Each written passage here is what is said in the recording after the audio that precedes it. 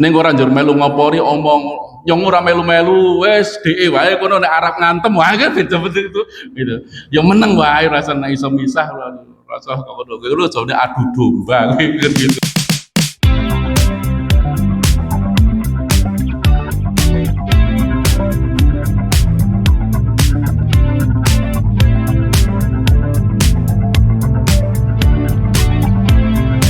Yaitu dengan kata hablum minallah, itu tali ikatan kita kepada Allah, wa hablum minannas, dan ikatan kita kepada sesama manusia. Wonten satunggaling satu moto hidup atau slogan hidup para pejuang dulu, para ulama yang menyatakan ish kariman au mut syahidan, dan mudah begitu. Ish kariman, hidup mulia, atau mati syahid. Inilah motivasi bahwa kalau hidup kita ya harus hidup mulia, kalau harus mati ya mati dalam keadaan syahadah ya. Tentu kalau kita mati dalam syahid dunia dan akhirat, yaitu mari karena peperangan jihad fi sabilillah, tampaknya di negeri kita bukan dalam suasana perang, tetapi insya Allah juga kita bisa mati syahid. Syahid dalam pengertian adalah syahid akhirat saja. Akhirat saja itu pahalanya seperti matinya syahid perang di dunia. Itu kemungkinan kita. Termasuk juga insya Allah kalau Rasulullah mengatakan man kharaja fi thalabil ilmi fahuwa fi sabilillah hatta yarji'a. Barang siapa yang keluar dari rumahnya menuntut ilmu, ya kehadir di sini ini, maka hakikatnya mereka itu fi sabilillah, di jalan Allah, hatta yarji'ah, sampai dia kembali lagi. Jadi kira-kira kalau ada di antara kita yang hadir di sini kok mati, berarti mati fi sabilillah. Sinten sing daftar? Dia fi sabilillah. Insyaallah. Artinya mati husnul apa itu? Husnul khotimah itu adalah mati fi sabilillah. Begitulah ya. Ya tentu berbeda mati syahid dunia dan akhirat dengan akhirat. Kalau mati syahid di dunia dan akhirat itu adalah karena mati dalam keadaan perang fisabilillah, maka jenazahnya itu ya tidak dimandikan dan tidak dikafani kecuali dengan kafan yang dipakai, atau kalau kurang ya bisa ditambahkan, bahkan cukup ditutup dengan kain yang lain. Bahkan sebagian ulama juga mengatakan ya tidak perlu disolati, walaupun boleh mau nyolati. Itu adalah mati syahid karena perang fisabilillah. Tapi kalau dipendem harus harus dimakamkan. Tetapi kalau masih mati syahid akhirat itu hanya nilainya seperti syahadah. Ya tadi dia hanya orang yang mati ketika dia dalam keadaan fisabilillah. Fisabilillah. Yeah. Nah, Bapak Ibu sekalian rahimakumullah, maka hal yang kita pegang adalah ish kariman, hiduplah yang mulia. Ini saya kira kita, bagaimana kita hidup dalam keadaan kemuliaan itu kuncinya adalah tadi memperkuat hubungan kita kepada Allah dan memperkuat hubungan kita dengan sesama manusia. Secara umum, kedekatan kita kepada Allah atau kedekatan kita kepada manusia itu adalah kedekatan apa? Kedekatan fisik atau kedekatan hati? Nah, aku cedak banget karo wong kae. Kuwi fisiknya atau hatinya?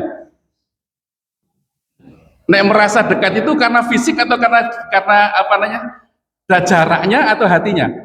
Hati. Walaupun wong nang Amerika, wah kayak wong ki cedak banget karo aku. Itu maksudnya adalah hatinya. Orang jero ngapusi wong nang Amerika kok ngaku cedak. Jadi kedekatan itu termasuk kepada manusia, termasuk kepada Allah. Hablum minallah itu kedekatan kita kepada Allah, itu hati kita. Hati kita itu selalu terikat dengan Allah Subhanahu wa ta'ala. Kira-kira kalau orang itu saling dekat itu mesti kelingani, banyak hilang. Orang mencintai seseorang itu ya istilahnya mau makan ingat kamu, mau mandi ingat kamu. Jadi lagu sing biyen niku. Selalu ingat. Demikian pula kalau hati kita kepada Allah itu dekat, pasti selalu ingat kepada Allah. Segala sesuatu mesti terikat ingatnya Gusti Allah. Mau makan ingat Allah, maka mesti bismillah gitu. Atau paling enggak adalah bismillahirrahmanirrahim atau Allahumma barik lana fi. Selalu kita zikrullah dalam keadaan apapun. Selalu terikat dengan Allah. Ketika kita mendapatkan satu kenikmat, selalu ingat Allah. Alhamdulillah. Sebaliknya, kalau kita mendapatkan musibah, yuk ingat Gusti Allah juga. Gitu. Ya Allah, Engkaulah yang memberikan musibah itu. Ya Allah, Engkau mengatakan melalui Rasulmu bahwa musibah jika aku sabar, Engkau akan menghapuskan dosa. Begitulah dalam keadaan apapun, orang yang dekat dengan Allah selalu ingat kepada Allah Subhanahu wa Ta'ala. Ya. Maka ucapan-ucapannya itu selalu ya buah daripada ingat kepada Allah. Begitulah insya Allah. Ya. Jadi kalau melihat sesuatu yang sangat mengagumkan, maka kita mengatakan Masya Allah. Masya Allah. Kalau kita melihat perkara-perkara yang tidak disukai oleh kita, kan gitu, maka kita mengatakan apa? Subhanallah. Ini kadang-kadang wis salah kaprah gitu. Kita mengatakan subhanallah itu yang mengagumkan begitu ya. Kalau masya Allah kising kadang-kadang sing sok jengkel ke. Ya, utama nih ibu atau mbok mbiyen itu nek ndelok anak kok nakal malah masya Allah dia itu masya Allah. Jangan masya Allah tenang. Padahal mestinya masya Allah itu adalah untuk sesuatu yang mengagumkan, gitu masya Allah gitu. Kalau yang tidak menyenangkan namanya subhanallah, maha suci Allah dari perbuatan yang semacam ini. Allah tidak menghendaki yang perbuatan semacam ini, maka subhanallah. Neng yo ora apa-apa balik-balik. Intinya zikir kepada Allah, begitu ya. Sering kan itu indah subhanallah. Padahal yang betul adalah masya Allah. Kalau melihat sesuatu yang tidak kita senang, subhanallah. Bertasbih kepada Allah. Itulah ya. Jadi itu ungkapan bahwa kita itu dekat kepada Allah itu selalu yang terucap adalah Allah segala sesuatunya. Begitulah kalau kita kemudian salah melakukan kesalahan, tidak sengaja pun selalu kembali langsung astagfirullah. Kira-kira kan begitu. Astagfirullah. Dan kadang-kadang sekarang sudah diganti menjadi astaga. Mungkin singkatan astagfirullah, astaga. Mungkin dari astagfirullah. Kita melakukan satu kesalahan. Kalau kita kemudian tertimpa musibah, kesandung misalnya, maka selalu terucap mesti innalillah. Apa ada yang ketika sandung bukan ucapan itu yang ketemu? Masih ada yang ceret tenan gitu. Ya begitulah. Jadi pasti adalah innalillahi wa inna ilaihi raji'un. Selalu mengingat ya, sungguhnya kami ini milik Allah dan akan kembali kepada Allah Subhanahu wa Ta'ala. Begitulah ya, ketika kita melakukan sesuatu yang kemudian ya Allah berat juga untuk melakukan ini, ya Allah berikan bantuan kepadaku, maka kita mengatakan la haula wala quwata illa billah. Bahkan sekalipun kita sudah berada di masjid begitu ya, dan kemudian mendengarkan hayya alas sholah kan gitu, tetap saja kita katakan la haula wala quwata illa billah. Kalau udah mesti hayya alas sholah aku siap bang kene gitu. Belum tentu. Tapi kita mengatakan la haula wala quwata illa billah. Selalu teringat kepada Allah. Kamu nggak punya daya, nggak kekuatan kecuali hanya daya dan kekuatan dari Allah. Hayya alal falah. Walaupun wis nang masjid, tetap saja kita dianjurkan untuk mengatakan La haula wala quwwata illa billah. Itulah maka demikian maka Rasulullah SAW mengajarkan kepada kita ya setiap pergantian amal itu ya ya mesti ingat kepada Allah sejak mau tidur sampai sejak bangun lah kalau mau tidur kan sejak bangun sampai tidur sejak mau tidur itu tujuannya turu sejak bangun tidur sampai dengan tidur kembali begitulah selalu kita ingat Allah dan menyebut Allah baik ketika dalam kita bersyukur begitu bangun tidur kita mengatakan alhamdulillahilladzi ahyana ba'dama amatana wa ilaihin nusyur. Ingat Allah Subhanahu wa taala. Begitulah. Mau masuk kamar mandi, ingat lagi. Allahumma inni a'udzubika minal khubuthi wal khaba'ith. Mau keluar, ingat lagi ghufranaka.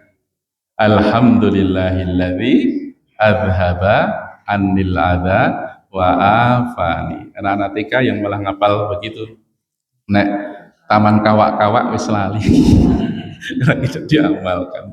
Begitu ya. Begitu terus kan begitu ya. Ya. Mau berwudu tetap bismillah gitu. Mengakhiri wudu syahadat. Jadi selalu zikir kepada Allah Subhanahu wa taala dan juga memohon kepada Allah kekuatan. Setelah wudu kan asyhadu alla ilaha illallah wa asyhadu anna muhammadan abduhu wa rasuluh. Tambah Allahumma ij'alni minat tawwabin selalu waj'alni minal mutatahhirin. Mau pakai pakaian, mau apapun kan selalu begitu.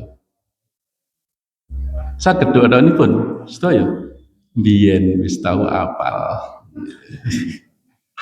Minimal bismillah minimal bismillah dan alhamdulillah itu karena ya apa-apa nek perbuatan yang becek yang bagus maka minimal orang ngerti dongane yo bismillah mengakhiri karena bersyukur yo alhamdulillah wis cukup lah gitu wis kangelan nek ngapalke meneh gitu ya ya maka Nabi Shallallahu Alaihi Wasallam bersabda kullu amrin dzibalin lam yubda bi bismillahi fahuwa abtar au fahuwa aqta kullu amrin bibalin segala perkara yang baik yang diridhoi oleh Allah begitu lam yubda bi bismillahi tidak diawali dengan membaca bismillahi fahuwa aqta au abtar maka dia terputus dari rahmat Allah Subhanahu wa taala.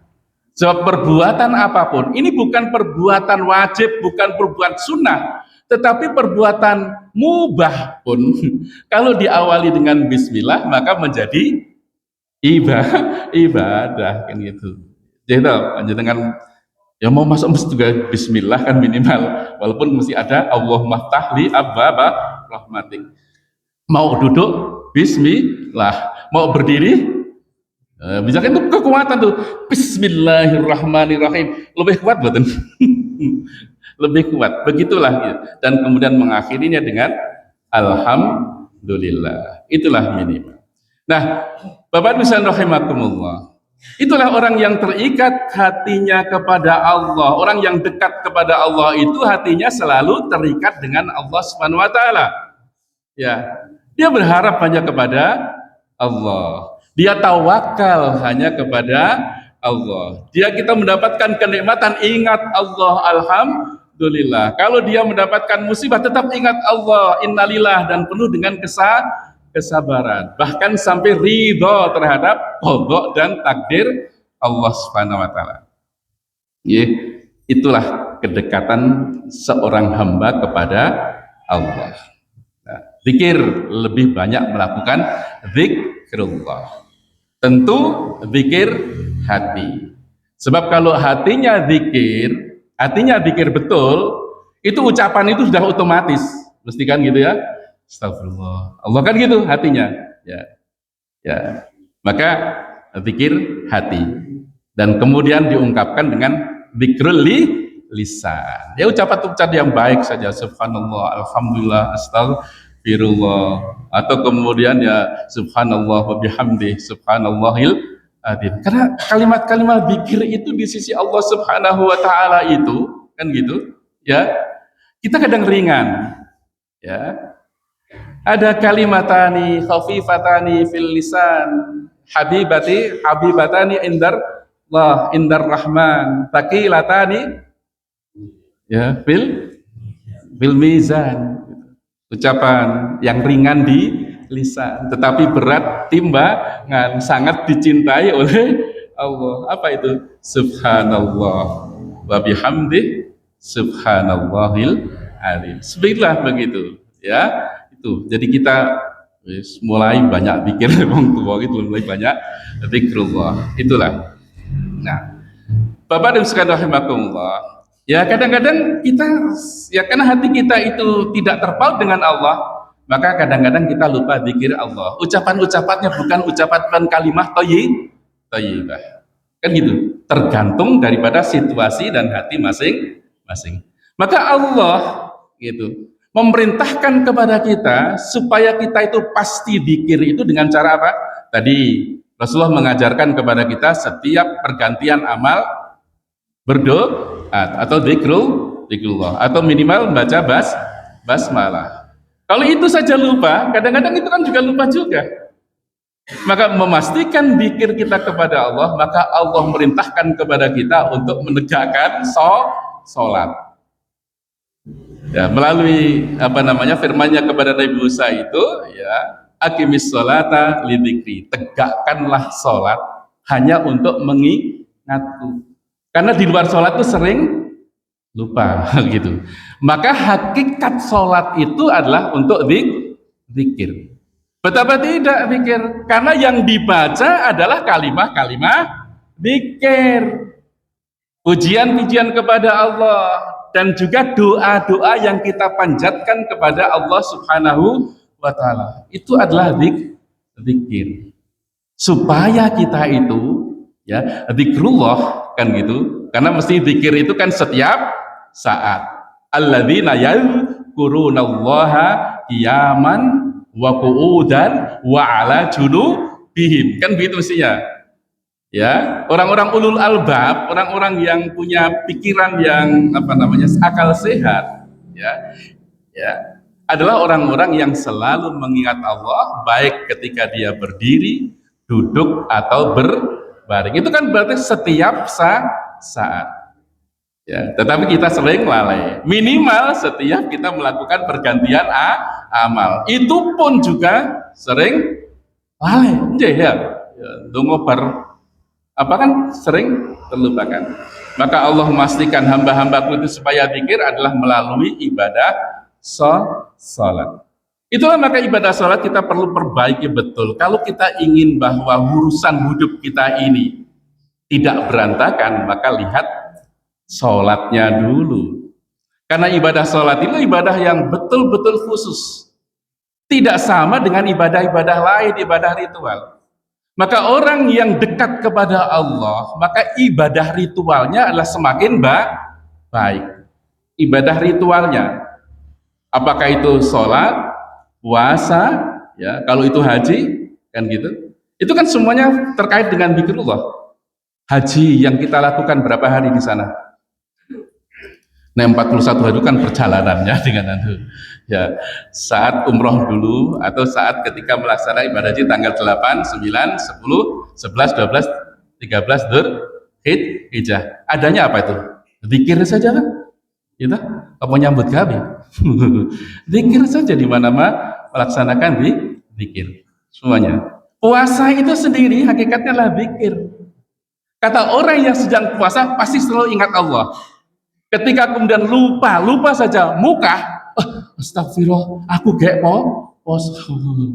Dan dia orang yang ketika puasa itu pasti zikir. Dia tidak berani untuk makan, membatal puasa, walaupun dia dalam keadaan sendirian, karena zikir kepada Allah. Tetapi zikir-zikir dalam ibadah ritual selain sholat, itu bisa disambi. Gitu. Bila disambi nggak?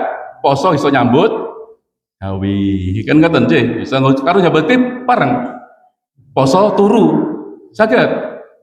Demikian pula haji, walaupun di kulo ya kadang-kadang ya tidur, makan, kan gitu, ke kamar mandi.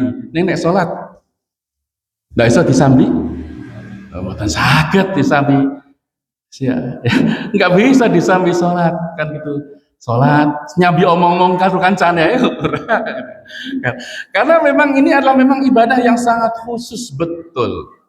Lebih khusus lagi coba perhatikan terhadap kekhususan ibadah ini.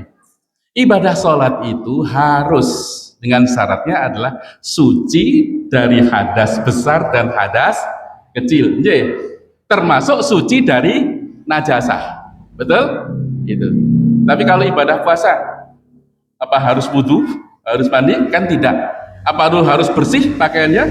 Kan tidak. Demikian ibadah haji juga itu kan boleh ke kamar mandi. Ini jangan ibadah sholat ya harus diawali dengan apa namanya? Bersih, suci dari hadas besar maupun hadas kecil.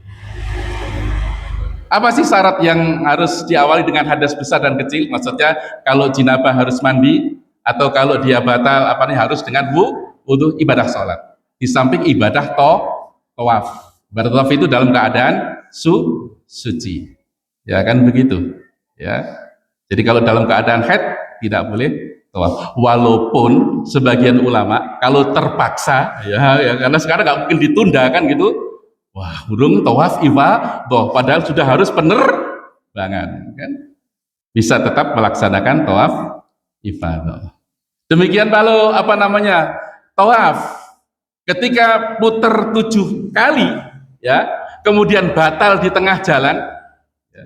Kalau bagi mereka yang kemudian batal dan harus wudu, maka cukup meneruskan orang baleni lagi. Nenek sholat, wah aku wis 2 rakaat, tak wudu sih, terus tidak harus dari awal. Jadi memang sangat khusus sekali ibadah apa namanya sholat itu dibandingkan dengan ibadah-ibadah lainnya.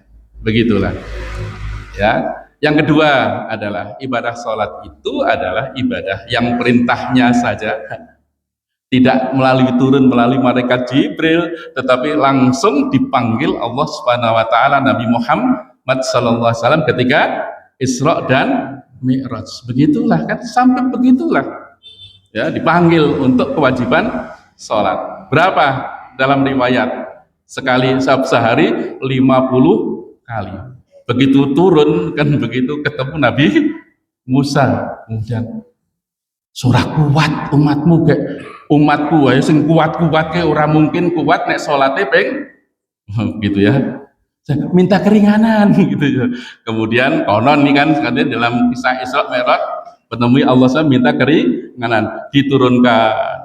Kemudian lapor kepada Musa, piro saiki? Ora kuat, minta lagi kan gitu ya.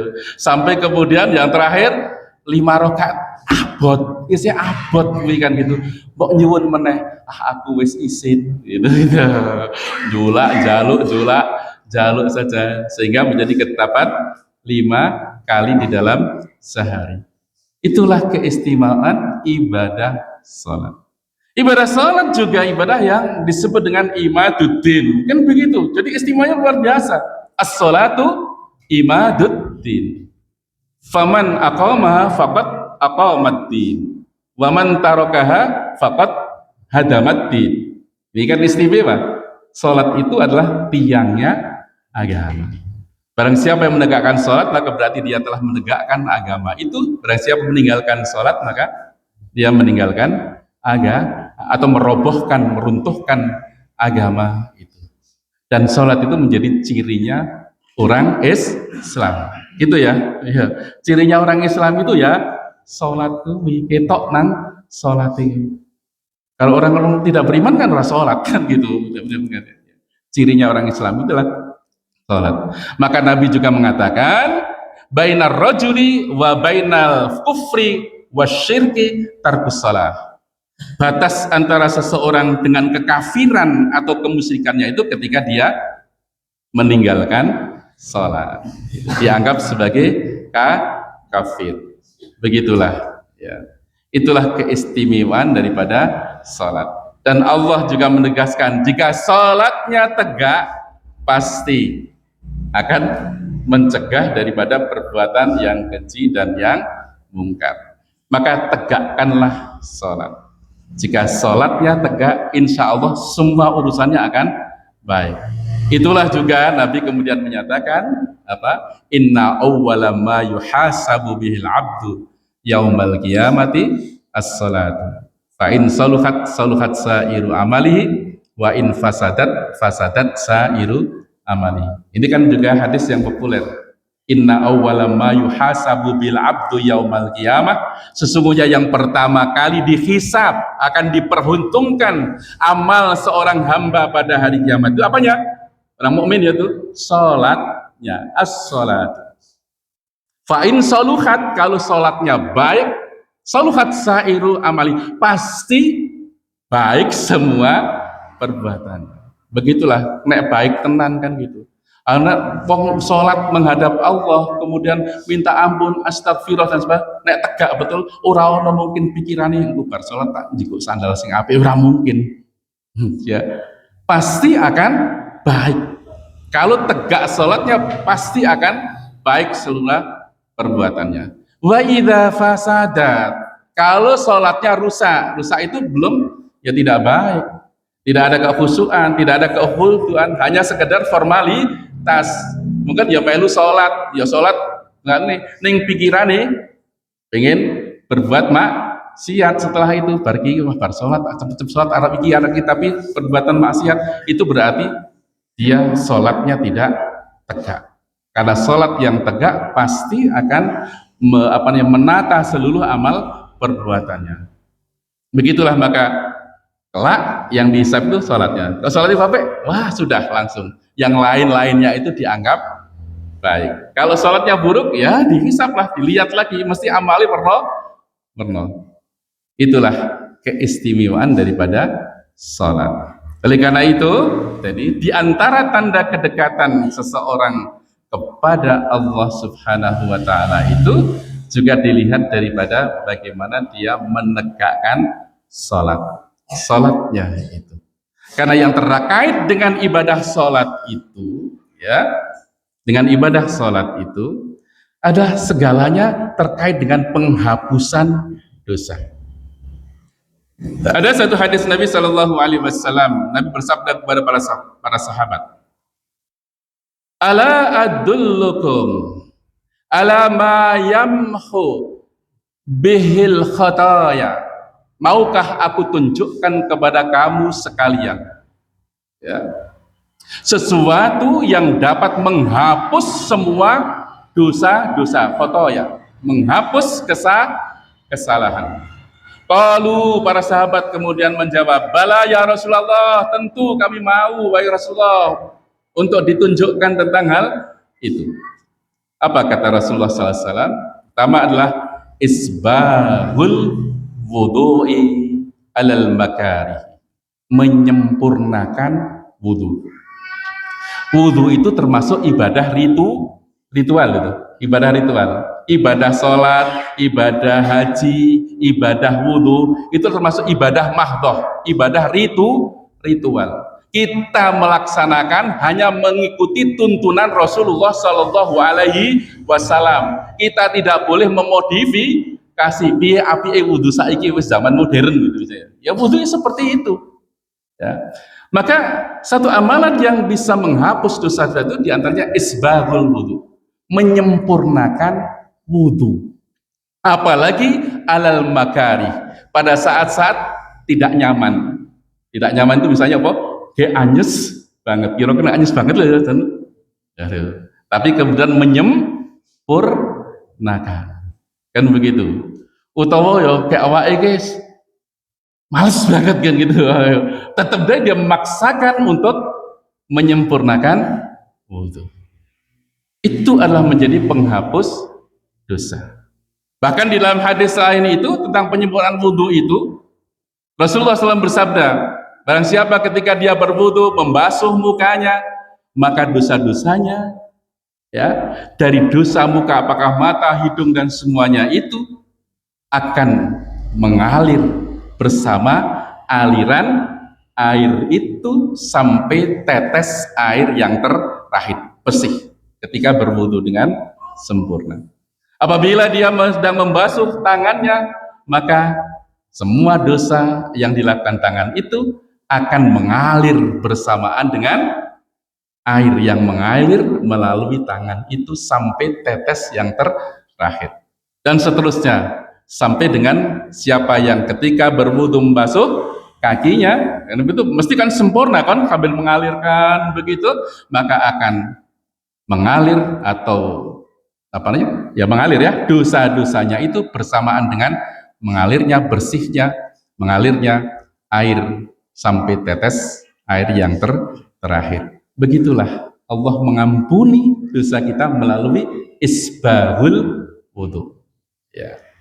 Karena wudu itu awal untuk menyempurnakan sholat. Nanti kalau wudunya bagus kan gitu, insya Allah sholatnya setelah itu akan bagus. Nah wudunya wis cepet-cepet, kadang-kadang apa tungkae saya gitu. Itu saja kadang-kadang apa wudunya bang sikile sing di ngenak-ngenak kayak padahal menurut sunnahnya penyempurnaannya ya utamanya kalau dalam keadaan kalau sudah gelap bersih karena mengulangi dalam keadaan mungkin kotor harus diselai dan maka akan dihapuskan dosa-dosa. Itu isbahul wudu. Begitulah Allah. Yang kedua adalah kasratul khuta ilal masajid. Memperbanyak langkah menuju masjid. Tentu menuju masjid ini semua ulama sepakat untuk sholat berjamaah. Orang untuk istirahat nang masjid timbangane diseneni bojone wah lunga nang masjid. Langkah masjid. Wonten niku nglungani bojone ya turu nang masjid wah enak. Ya. Jadi memperbanyak langkah menuju masjid untuk sholat berjamaah. Ibaratnya hadis lain tuh semakin jauh rumahnya semakin gandem apa namanya pahalanya itu pasti kan gitu semakin abot ya gitu ya bukan berarti yang dekat itu tapi tetap jamaah nah ya abot juga loh cedak wae kadang-kadang orang itu cedak gitu iso kuat munggah gunung karo nyunggi suket ngono lho neng munggah rolaan masjid wis ora kuat gitu. Padahal mau ki wis bali ngarit bareng wis ping piro oleh bali ngarit bahasan adzan ora kuat mbah rolaan turu.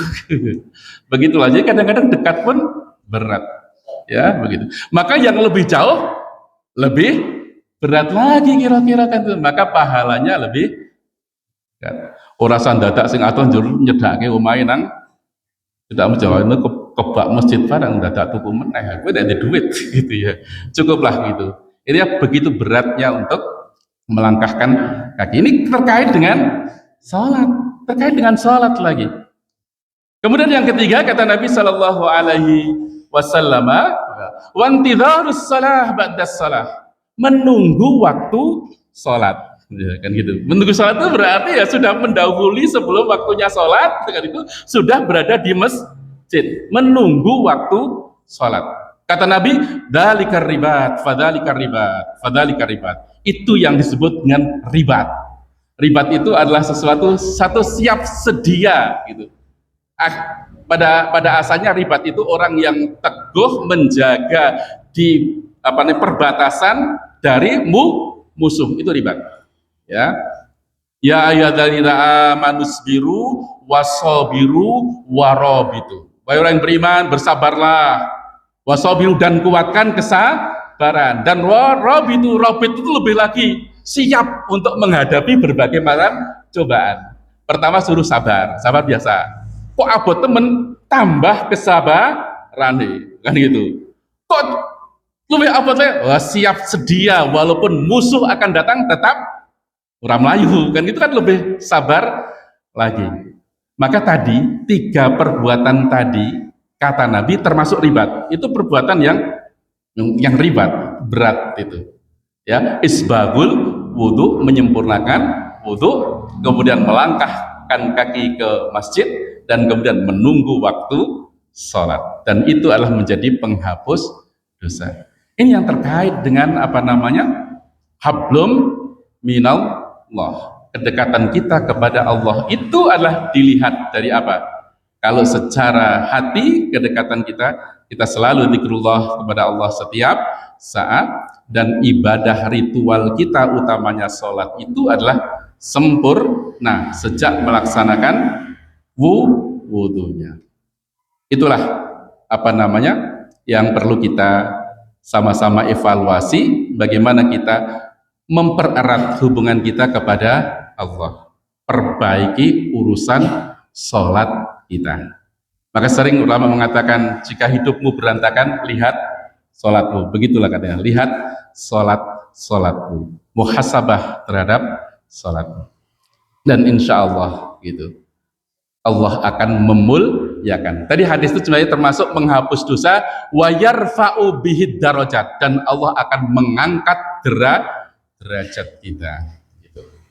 Inilah Bapak Ibu rahimakumullah, itulah tentang hablum minallah.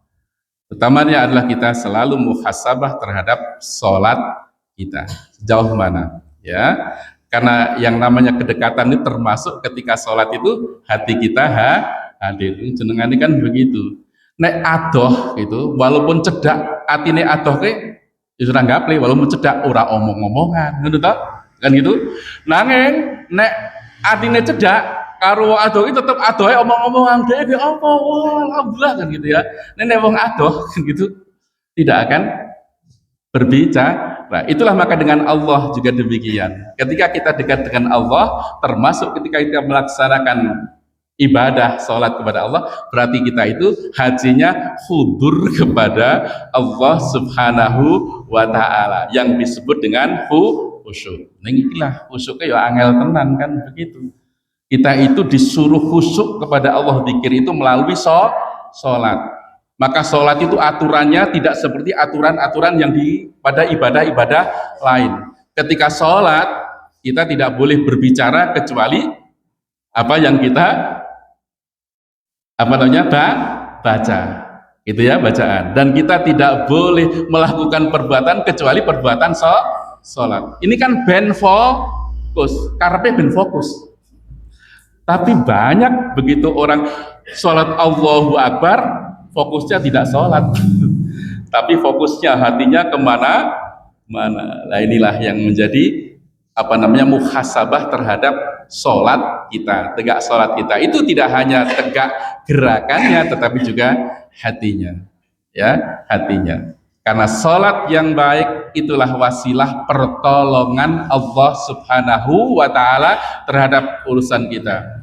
Wasta'inu bis sabri wassalah. Kita mintalah pertolongan kamu itu melalui wasilah sabar. Sabar itu harus sabar. Karena kalau ketika mendapatkan masalah, sabar itu yang pertama. Kemudian setelah itu diikuti dengan sholat, yaitu dengan berdoa kepada Allah subhanahu wa ta'ala. Nah, itulah sisi yang pertama. Jika kita ingin dimuliakan oleh Allah dunia dan akhirat, maka hablum minallahnya diperbaiki, dievaluasi, dimuhasabai. Bagaimana kedekatan kita kepada Allah, hati kita, zikir kita, termasuk sholat kita semuanya. Kemudian sisi yang kedua tadi, jika orang ingin dimuliakan adalah perbaiki hablum minan nas. Hablum minan nas. Kalau hablum minan nas itu sebenarnya sudah menjadi apa namanya? Hukum sosial sebenarnya, hukum sosial. Orang kafir pun, orang tidak sholat pun, nek akhlaknya apik dihormati betul. Iya toh, apik ya. Malah kadang-kadang dipuji, kan gitu. Kae ora sholat yang apian tenang, timbangane kae sing sholat yang janjelai tenan nonton gitu. Karena sholat begitu. Artinya bahwa sesungguhnya hubungan yang baik dengan sesama manusia itu, ya, itu memang sudah jadi hukum sosial. Siapa yang berakhlak baik pasti akan dimuliakan. Siapa yang berakhlak buruk pasti akan dihinakan. Begitu. Tetapi orang yang beriman kan gitu mestinya, ya. Siapa yang hubungannya dengan Allah baik, pasti hubungannya dengan sama manusia pasti baik. Itu pastikan semacam itu. Maka semua ibadah mahdoh, ibadah sholat, ibadah puasa, ibadah haji, itu selalu dikaitkan dengan apa namanya? Hubungan sosial. Seakan-akan percuma leh poso neng nek isih karo tanggane nyelekitkan gitu. Semakin hubungannya dengan Allah baik, pasti semakin baik hubungan dengan sesama manusia. Haji juga demikian kan, ketika kita haji, ibadah khusus haji itu ya, itu tidak boleh berkata kotor, rafat, wala fusuk, fasik, wala jidal, tidak boleh berantem. Itu wujudnya bukan saja dilarang ketika haji, bar kuwe yo tetap dilarang. Ojo dewi gak haji, ojo nganti padu karo bojone awas gitu. Sesuk nek wis rampung kajine. Nah, itu bukan. Itu artinya bahwa selalu diikatkan antara ibadah mahdhah dengan ibadah sosial, akhlak yang baik. Seakan-akan percuma ibadah hubungannya dengan Allah baik, tapi hubungan dengan manusia buruk. Maka kita juga harus mengevaluasi. Semakin sholatnya apik, semakin apik karo wong liya, begitu ya. Jangan sampai kemudian ada komentar tadi kayak ora tau salat jan akhlake apik, nulung kadang-kadang ngajeng ngekei. Bahasan kae sing salat rajin dan jelehi tenan wah jan naudzubillahi min dalik. Begitulah ya. Nah, hakikatnya jadi hablum minallah itu dimuliakan, itu sudah menjadi hukum sosial, begitu saja. Kalau baik dengan orang lain itu pasti akan dimuliakan. Kadang-kadang kita sebagian memuji kayak wong Kristen nih kok jan apian tenan kan gitu ya, kadang-kadang macam kayak begitu. Nah, orang mukmin, orang muslim harus lebih baik daripada orang yang tidak sholat, gitu maksudnya begitu. Nah, ini yang perlu dievaluasi. Ojo nganti komen iki ngono wae wong sholat sampai mengatakan percuma sholat barang padahal ya tetap apik sholatnya neng ngurung sempurna kan begitu ya. Karena bisa menjadi dakwah negatif. Rajin sholat ning akhlake elek kan jadi dakwah negatif. Luwih apik kae sing ora tau sholat timbangane kae sing sok sholat kan gitu. Percuma sholatnya ngono malah percuma sholatnya kan gitu. Percuma sholatnya ya. Walaupun sholat yang tidak sempurna itu sudah menggugurkan kewajiban. Walaupun sholatnya apik ning akhlake elek ya lumayan kan gitu ya. Wis lumayan begitu. Tapi harus kemudian menyempurnakan hubungannya dengan sesama manusia. Itulah maka hubungan dengan sesama manusia itu ya diperintahkan oleh Allah langsung dengan ketika kita disuruh beribadah kepada Allah. Wa'budu waha wa la tusyriku bihi syai'an. Beribadah kepada Allah dan jangan kamu menyekutukan dengan sesuatu pun kepadanya. Wabil walidaini ihsana wabilil qurba wal yatama wal masakini wal jari dil qurba wal jaril junubi wasahibi bil jambi dan seterusnya ya. Beribadah kepada Allah ini kalau kita ibadah ritual, tapi kemudian berbuat baiklah kamu dengan sama manusia secara berurutan. Pertama kepada kedua orang tua, itu prioritas kepada orang tua itu prioritas. Kemudian kerabat dekat itu prioritas. Jadi ada prioritas mana yang harus didahulukan di dalam berbuat baik. Kita juga harus evaluasi, sebab kadang-kadang terhadap saudaranya sendiri tidak baik, ning kepada orang lain baik, bahkan bangga kai dudu ora ana hubungan darah ning kaya sedulur. Bahasan kai sing sedulur malah tadi mestinya gitu. Berbuat baik yang paling utama itu setelah kepada orang tua adalah kerabat dekat. Kerabat dekat itu. Kemudian setelah kerabat dekat kepada orang-orang yang membutuhkan itu lebih didahulukan. Masakin ya, yatama, orang-orang ya yatim. Itu orang yang membutuhkan, itu lebih didahulukan. Kalau ada orang butuhkan atau kerabat dekat dengan orang lain, ya kerabat dekat itu yang lebih dibantu. Begitulah ya. Baru kemudian wal jari dil qurba, kepada tetangga yang dekat, wal jaril junubi, dan tetangga yang jauh. Tetangga dekat secara jarak, jauh secara jarak bisa jadi, atau dekat karena ada hubungan kekeluargaan dan tidak ada hubungan keluargaan. Harus lebih didahulukan yang ada dengan hubungan dengan kekeluargaan, kan gitu. Yang kurba dulu, atau yang dekat secara jarak dengan yang lebih jauh. Wasahibi bil jambi, dan kepada teman sejawat itu suruh berbuat apa? Ihsan. Ihsan itu berbuat baik. Saya kira berbuat baik itu sudah tanpa diterangkan. Berbuat baik itu berbuat sesuatu yang menyenangkan. Perbuatan sekecil apapun itu menjadi kebaikan. Ya, maka Nabi SAW mengatakan la tahtaqiranna minal ma'rufi syai'an walau antalqa akhaka biwajhin talqin. Kamu itu jangan kemudian meremehkan satu perbuatan kebaikan sekecil apapun, walaupun sekedar bermuka berseri-seri ketika bertemu dengan saudaranya. Wis sampai tenan wi. Tabassumuka ala wajhi ahika laka sadaqun. Senyummu terhadap saudaramu itu sudah menjadi sedekah. Kira-kira ngono. Kadang-kadang orang itu yang tadinya sok ora digaple kan gitu, jur tiba-tiba dia senyum. Dan kau biasanya cok ora tahu menyapa dan pingi kok dan menyapa, senang banget itu. Ya, senang banget. Dan itu bisa adalah amalan yang bisa menghapus dosa kita daripada amalan yang besar.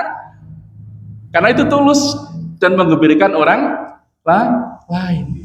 Gitu. Ya. Memberi pertolongan kepada orang lain itu namanya ihsan, sekecil apapun. Ya. Kadang-kadang bisa jadi amalan-amalan kecil yang kita lakukan, yang kita lupa karena kecil bagi kita dan kita ikhlas. Biasanya nek sing ikhlas ki lali to. Nggih. Nek sing ngungkit-ungkit kae ora ikhlas kae. Wah kae nek ora nyong kae sing anu ora kae gitu. Tapi biasanya kalau ikhlas itu lupa. Ya, dan bisa jadi ada seseorang yang dalam kebutuhan arep mangan orang iso, arep ngliwet ora iso, njur utang, karo tangane, njur kei utangan, malah omongi wis ora usah kita kei beras bae sekilo, padahal dia punya beras banyak, itu kan lali. Bagi dia itu adalah pertolongan yang sangat besar sekali. Dia ingat terus. Jadi kadang-kadang nek ora karena kai itu dia gitu.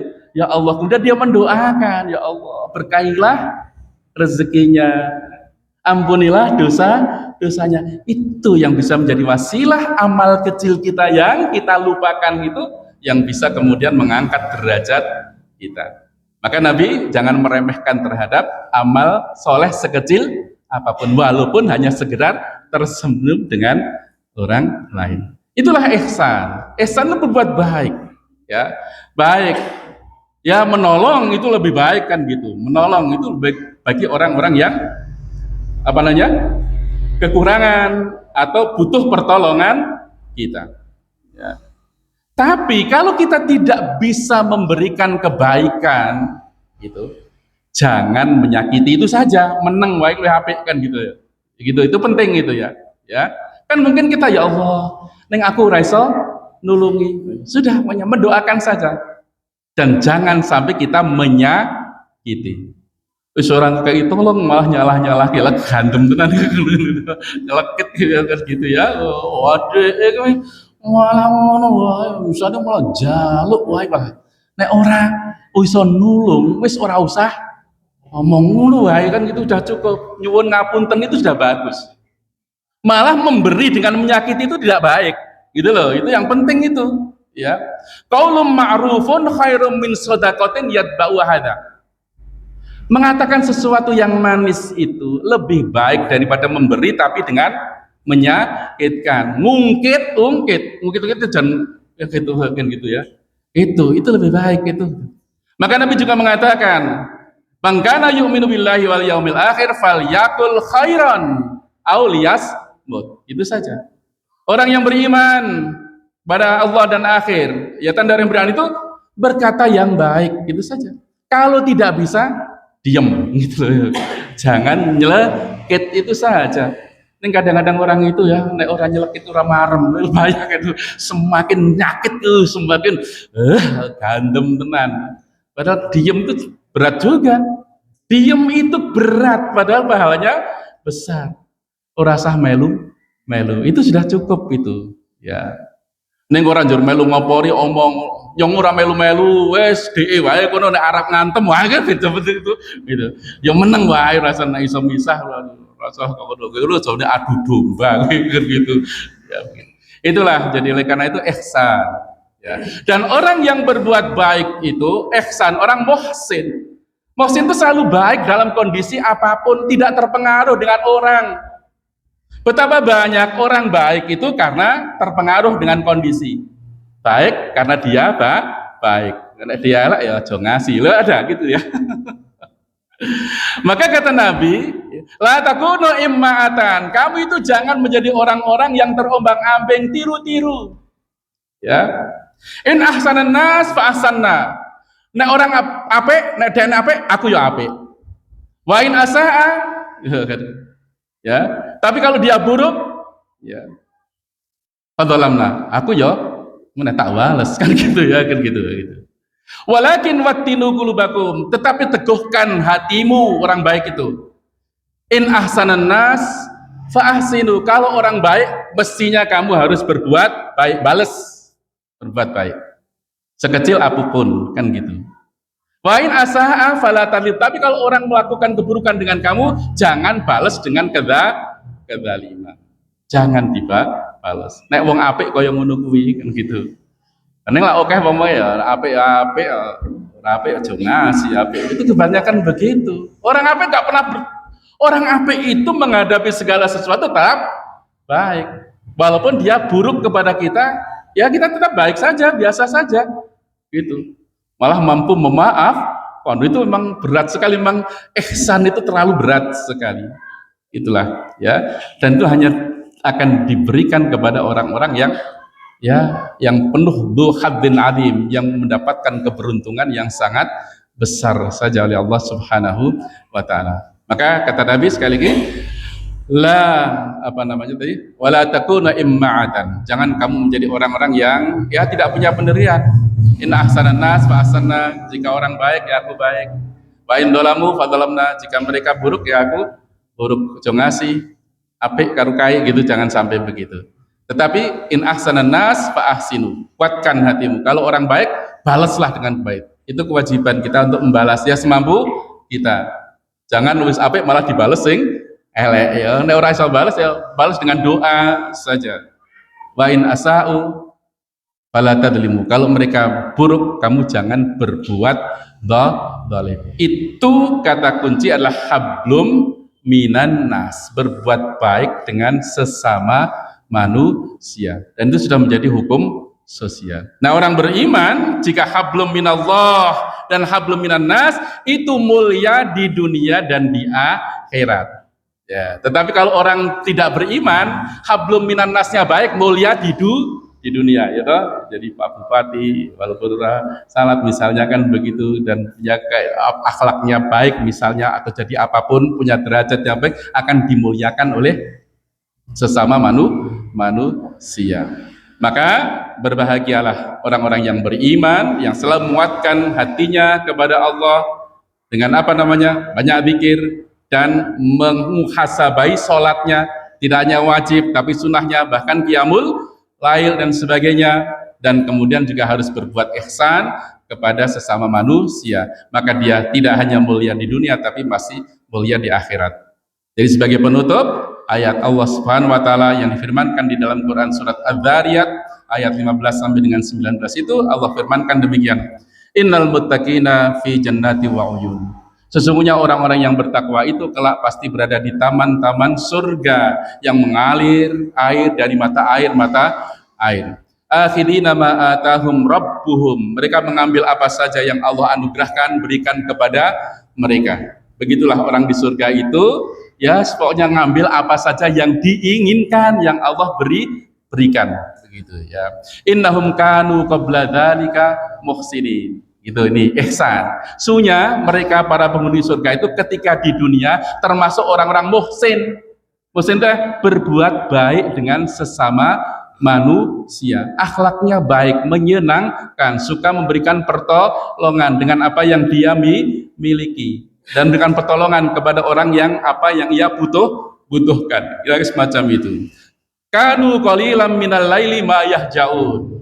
Nah, mereka itu di malam hari adalah sedikit daripada tidurnya. Maksudnya apa? Ya, di malam hari ada sebagian untuk qiyamul lail. Begitu. Itu tanda penghuni surga. Wabil ashari hum yastaghfirun. Apa ini juga tandanya itu? Dan ketika waktu sahur mereka selalu beristighfar. Nah, kalau gini kan sudah bangun sebelum subuh, kan begitu.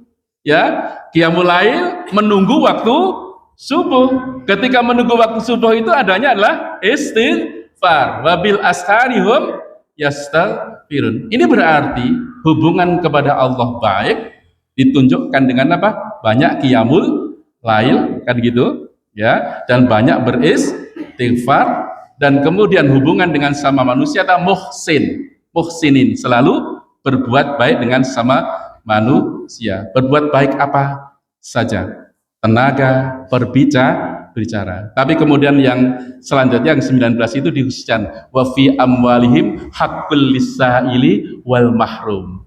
Ini ihsan dengan harta disebutkan, dan di dalam hartanya itu ia sediakan hak untuk orang-orang miskin, baik yang meminta-minta atau yang ifah, yang menjaga dirinya dan tidak meminta-minta. Ini adalah berbuat baik dengan harta. Ya, kan ada yang begitu apik banget, ini bab harta ini angel banget. Jadi disebutkan secara khusus, ya. Ihsan berbuat baik itu kan macam-macam, senyum, ramah, memberikan pertolongan, apapun. Tapi harus diperkuat secara khusus berbuat baik yang paling berat itu dengan harta. Nah itu. Maka fi amwalihim haqqul lisaili wal mahrum. Jadi tidak hanya baik perilakunya, tetapi juga hartanya itu juga memberikan pertolongan kepada orang-orang yang membutuhkan. Nah, mereka itulah penghuni surga yang Allah muliakan di dunia dan di akhirat.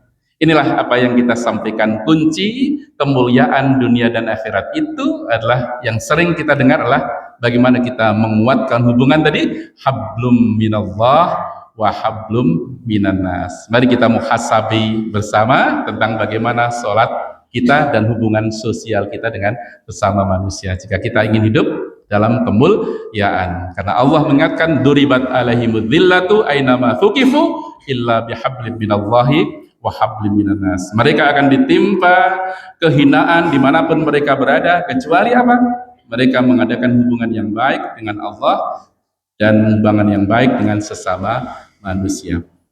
Demikian saya kira cukup, sudah lebih 10 menit. Mudah-mudahan menjadi tazkirah buat kita semuanya. Atas segala kurangnya mohon maaf. Assalamualaikum warahmatullahi wabarakatuh.